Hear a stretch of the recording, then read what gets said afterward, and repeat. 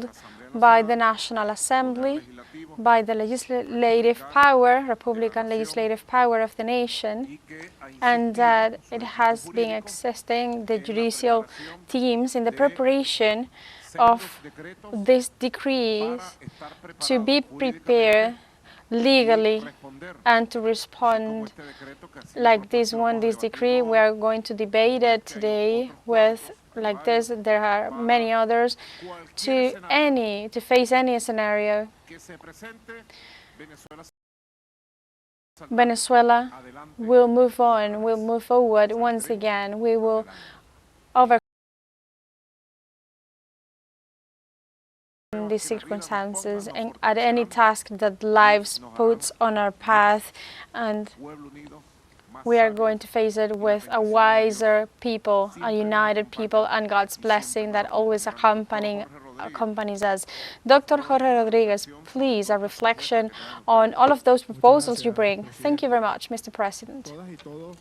All of us, we have the obligation, the constitutional obligation, the moral obligation, and the historical obligation to defend the peace of the Republic, to defend our national territory, our sacred sky, rivers, seas, sacred.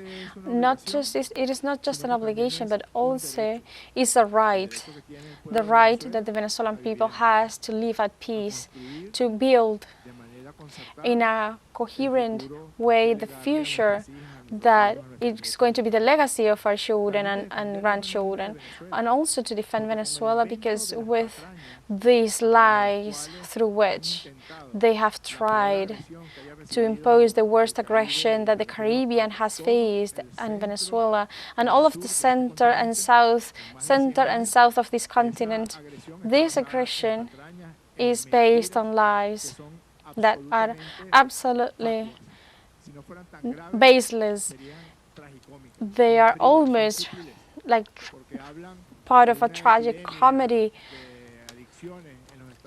with the levels of addiction in the United States. In effect, from 2015, there is a huge epidemic in the United States that has reduced the life expectancy in the United States. It is the consequence of those actions of the pharmaceuticals of the United States that handed over from 2016 and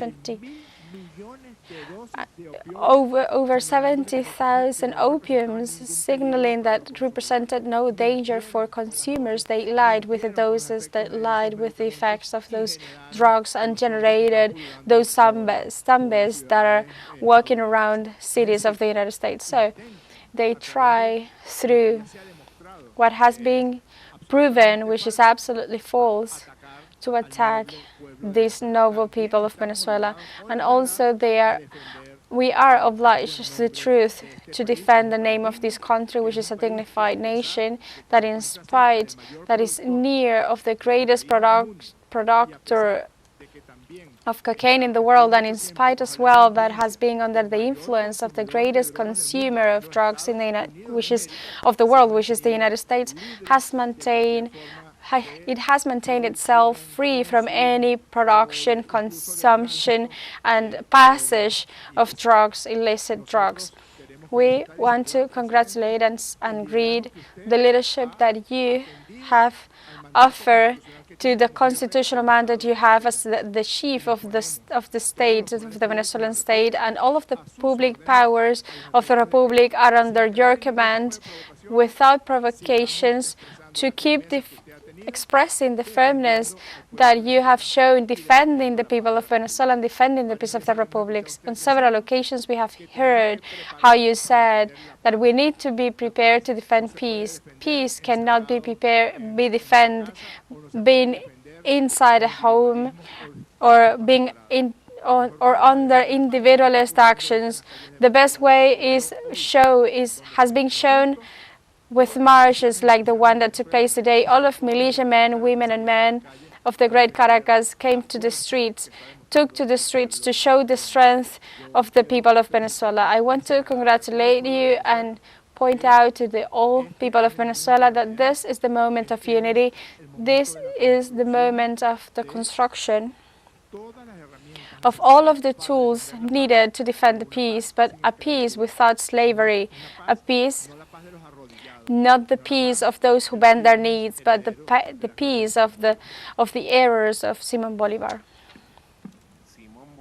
Simon Bolivar, I have been reading